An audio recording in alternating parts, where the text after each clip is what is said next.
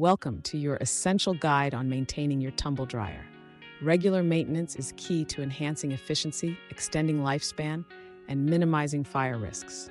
First, always clean the lint filter after every cycle. This simple step prevents overheating and boosts efficiency. Next, inspect the vent system.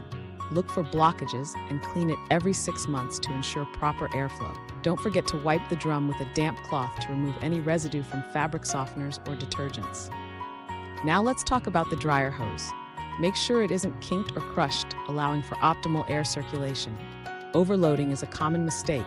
It strains the motor and reduces drying efficiency, so be mindful of the load size.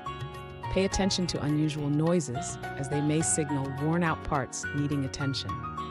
Lastly, keep the area around your dryer clear for adequate ventilation, reducing fire hazards. By following these steps, you not only maintain your dryer's performance, but also promote safety in your home. For more expert tips and services, reach out to Vancouver Appliance Service Pros. We're here to help keep your appliances running smoothly. Thank you for watching, and happy drying.